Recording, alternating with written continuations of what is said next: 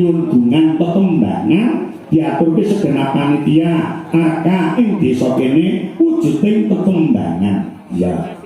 Sinembang sapa nyuwun Mbak Lilis Karnali duet karo Mbak Sulis Eva. Sepatutnya Mas kaya apa? Ya yuk ben cuma dhisik. Yuk kaya apa dados?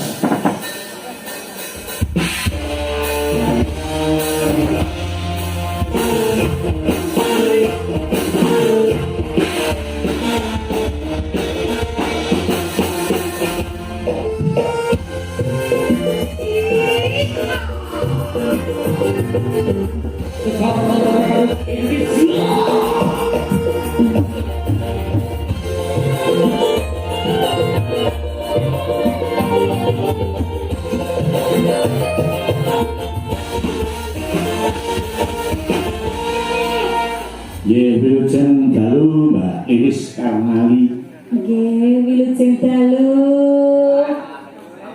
Bapak Minto Darsono. Ya, ngene.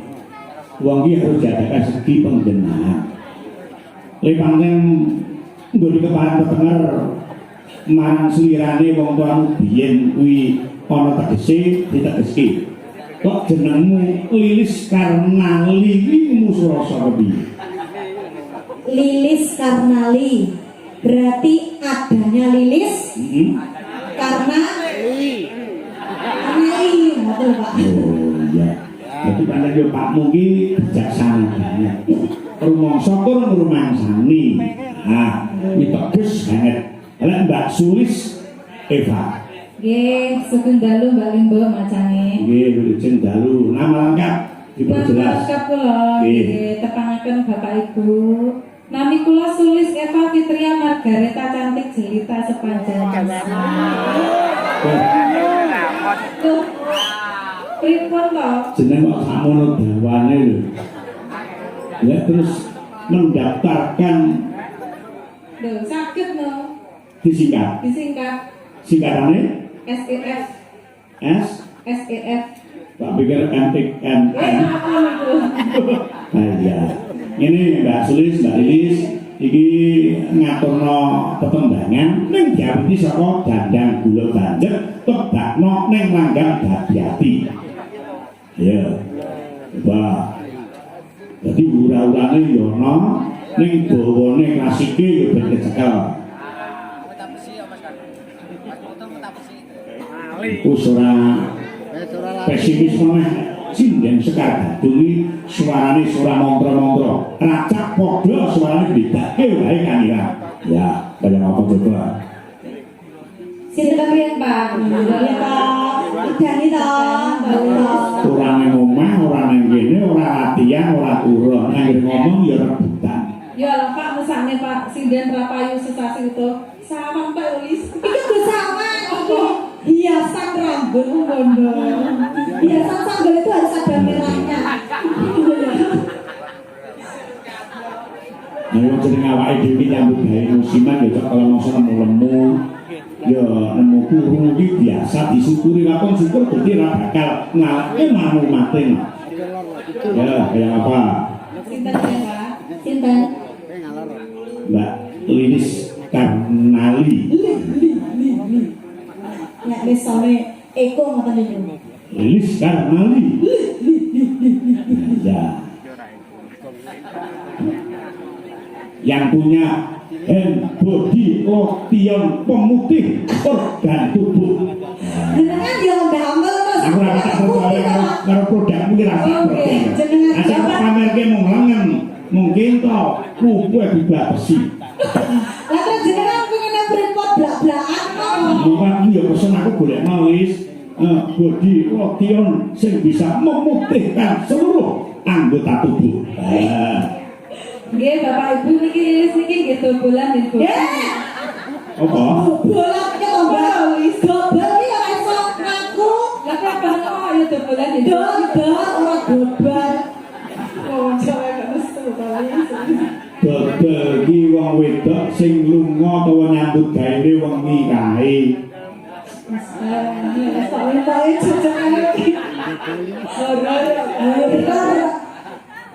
Ngerti ra? Napa? Sesuk tak bidoi. Besok di WA Lis, gambare Lis. Ya. Mas Dar ingkang kula tresnani. Telat. Kakung Dar iki. Ojo to. Oh dikek panas iki rada atas iki lho rada gas iki. Lamun rasa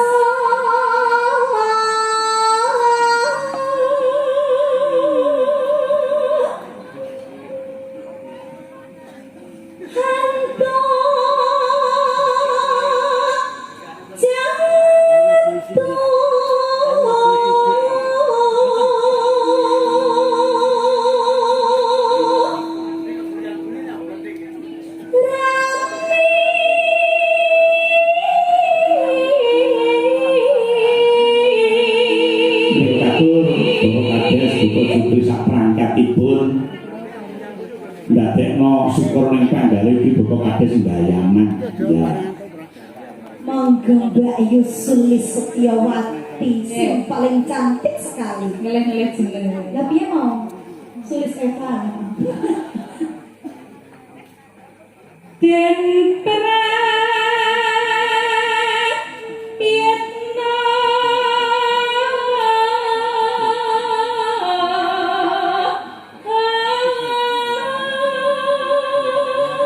Bekatur penggemar Sekar Gadung ing tlatah Tulung Agung yang selalu monitor Bapak Sumeh Ngepoh Tanggung Gunung grup SGI tanpa kecuali ya.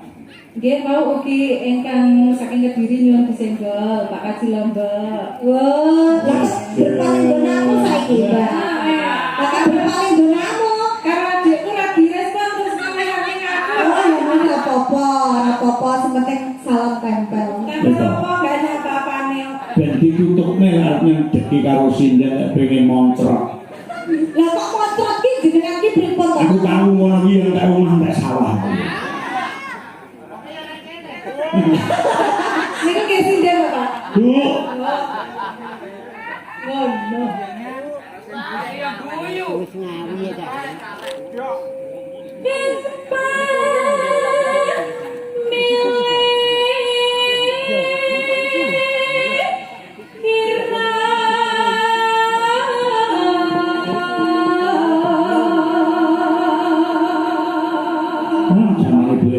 Sing ninggal dengan kono-kono tak tuti sementak-entak kerja. Tapi kan jenengan berbahagia. Berbahagia toh? Tuntutan seorang laki iki lek demen karo wong wedok lek ora kena iki ora rego. Tips dan trik cara mendapatkan sinden, Pak. Pripun? Engko tak wah.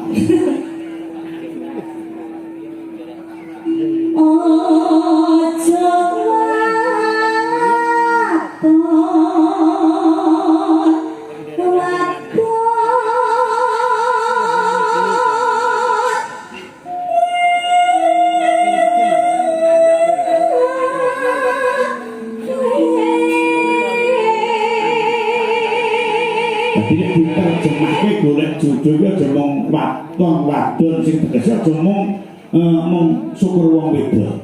Nah, kudu digoleki bibit bobot lan liyane. Ya. Bobot ya pipit niku berbobot. Sok tau lho.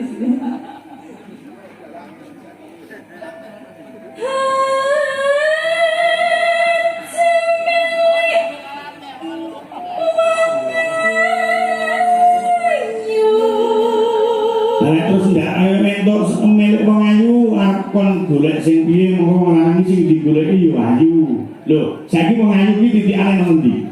Ayo aku tak kok. Wong ayu iki nggone nang endi? Terai, Pak. Rupa. Mosok nang raimu. Relatif, Mbak, relatif. Maksudnya wajah. Ora nang wajah. Utamane nang tutuk utawa nang cangkem. Kok ngoten? Wis kuncine nang cangkeman cangkem iki lambene ningis-ningis. Disawang lek mesen tak racem mung sementake bengkok kuwi ya kuwi wong ayu. Oh, nggih. Lek pipi rong mripat bathuk padha ning lek cangkem ora padha. Tahu aku nututi wong wedok jaman Sejoko numpak bis anyar-anyar bidiyen. Wah, rambut ditirek bonding. sawang kumbul iki bokonge jan ketok lek kaya gitar kae bangkeane ya ngawon kembing tak tuken gitar ngantek tekan Tulung Agung lek penasaran saking lek penasaran ndur tak salib bareng tak oleh kok merongos iya Padahal Lilis loh Wijen. Kamu kok gitu sih Mbak? Tahun itu kan aku belum diciptakan. Boleh. ya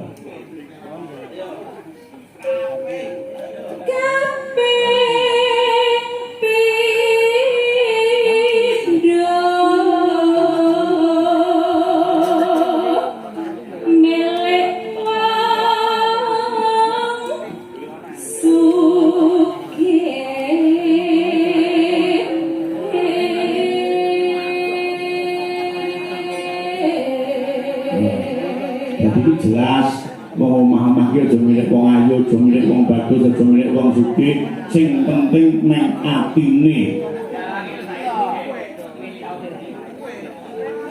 Ping telu pangkat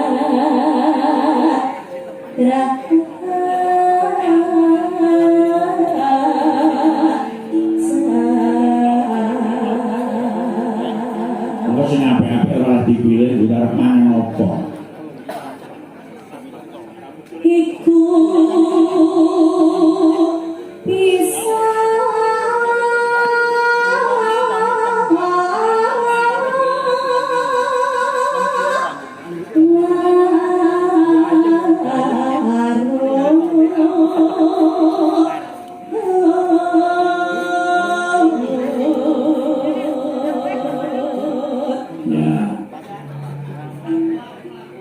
keneng sandang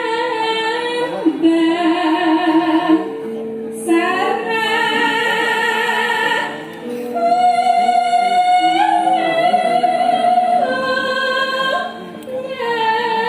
nyakapi Kemudian rumah kesuara goreng anak baca.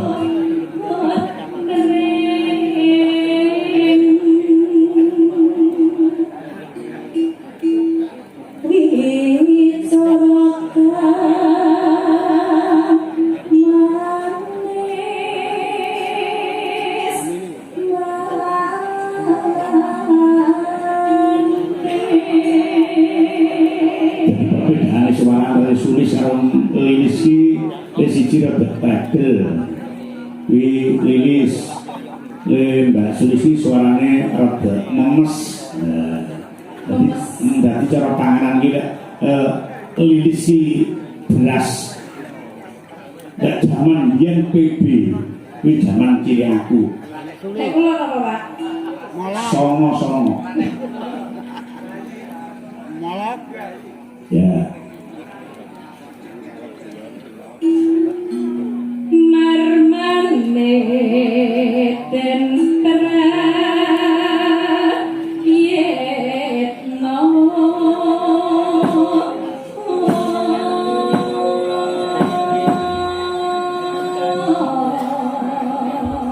Ya, kayak apa? Nganggam hati-hati sak pupuh wae Mas. Monggo dados.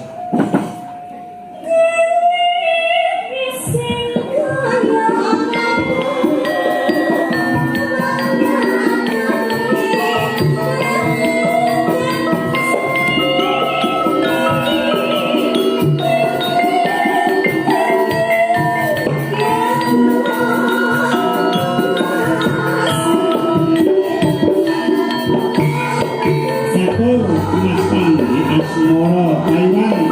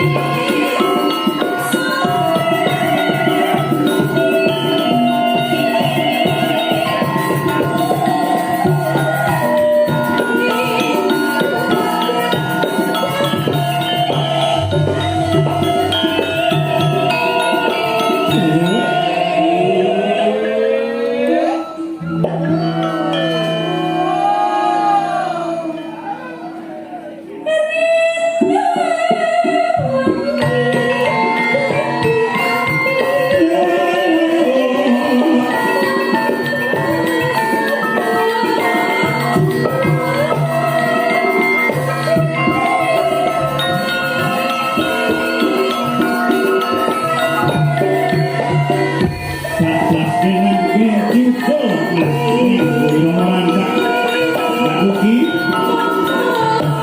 harus dia ngadep